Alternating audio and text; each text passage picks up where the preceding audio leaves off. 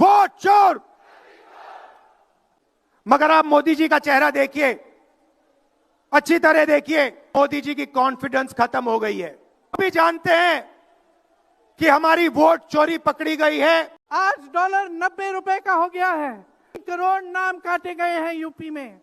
ज्ञानेश कुमार, सुखबीर सिंह सांधू, विवेक जोशी, ये देश इन 3 नामों को नहीं भूलेगा। दोस्तों, आज आपको लेकर के चलेंगे दिल्ली के रामलीला मैदान में, क्योंकि दिल्ली में जिस तरह से हुंकार भरी गई, जो कांग्रेस पार्टी के जरिए रैली की गई, वो कितनी प्रासंगिक हो पाएगी और किस तरह की बातें वहां से की गई और वो रैली क्यों करनी पड़ी, क्यों लोगों को इकट्ठा करा गया और कहा गया कि 2 लाख से ज्यादा लोग इकट्ठा होंगे। और जो लोग वहां पर इकट्ठा हुए, जो नेताओं ने भाषण दिया, क्योंकि मुद्दों पे और मुद्दों की राजनीति को बढ़ाने की कोशिश की जाती है। सभी राजनीतिक पार्टियां नारों को गढ़ती हैं, उन नारों के साथ अपने लोगों को लामबंद करने की कोशिश करती हैं और उसी आधार पर राजनीति बढ़ती हुई चली जाती है।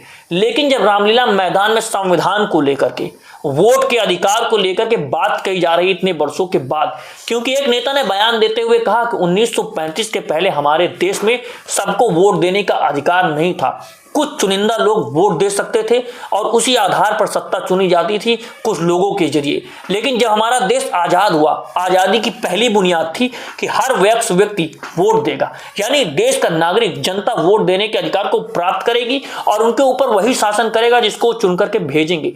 लेकिन देश की आजादी के इतने वर्षों के बाद अगर वोट को लेकर के रैलियां करनी पड़ रही है, वोट के अधिकार को बचाने के लिए बात करनी पड़ रही है, देश के विपक्ष के नेता को, कोई छोटा नेता नहीं, देश के विपक्ष के नेता को जब कहना पड़ रहा है कि यहां पर वोट चोरी हो रही है, वोट चोरी के आधार पर सत्ता बनाई जा रही है और केंद्र सरकार, मोदी सरकार जो बैठी हुई संस्थाओं को कैप्चर कर चुकी है और चुनाव आयोग के ऊपर भी आरोप लगाए गए। बाकायदा प्रियंका गांधी ने नाम लेकर के कहा कि इन लोगों को बख्शा नहीं जाएगा, इन लोगों के ऊपर कड़ी कार्रवाई होगी, चाहे जहां छुप करके बैठ जाएं। तो इस तरह की जब सारी चीजें देखी जा रही हैं, तो इन बातों को आप सुनिए और समझिए कि इसका आखिर में परिणाम क्या होगा और किस आधार पर सारी चीजें खड़ी होंगी। क्या राजनीतिक पार्टियां एक साथ लामबंद होंगी वोट चोरी के नाम पर? क्योंकि एसआईआर हो रहा है पश्चिम बंगाल में, एसआईआर हो रहा है उत्तर प्रदेश में, एसआईआर हो चुका बिहार में और वहां पर एनडीए गठबंधन की जो जीत हासिल हुई उससे बहुत बड़ा सवाल खड़ा हो गया कि किस तरीके से वोट एसआईआर के माध्यम से काटे जा रहे हैं, ऑफिशियल तरीके से काटे जा रहे हैं। 85 लाख वोट कटने का इल्जाम लगाया गया, बात कही गई कि घुसपैठियों को रोका जा रहा है, लेकिन सिर्फ एसआईआर में 315 बिहार में नागरिक विदेशी पकड़े गए, उनको घुसपैठिया भी नहीं कहा गया चुनाव आयोग के जरिए।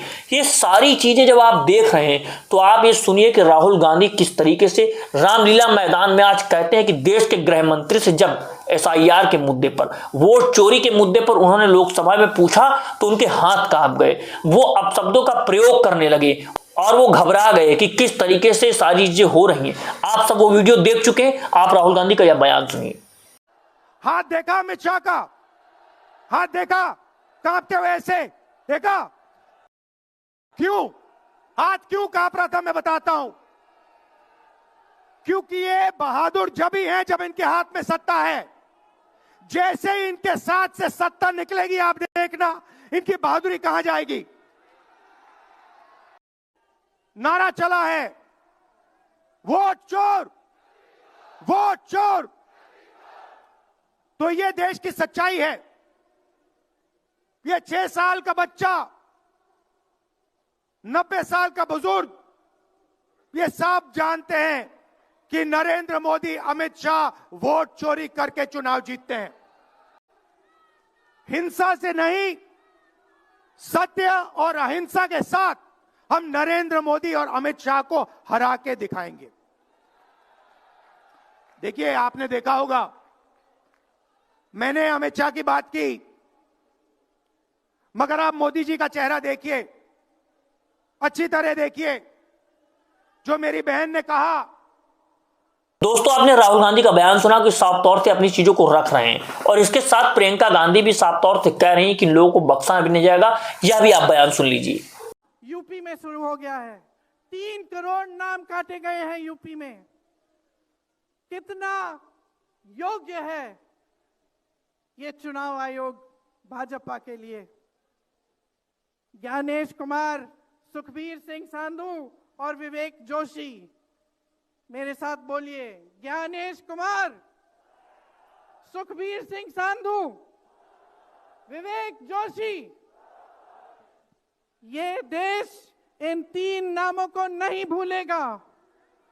ये चाहे कितने भी बड़े बड़े ये कितने भी इंतजाम कर लें इन लोगों को बचाने के लिए, एक दिन इन्हें इस देश को जवाब देना पड़ेगा कि किस तरह से इन्होंने हमारे वोटों का अधिकार हमसे छीनने की कोशिश की, किस तरह से इन्होंने साजिश रची।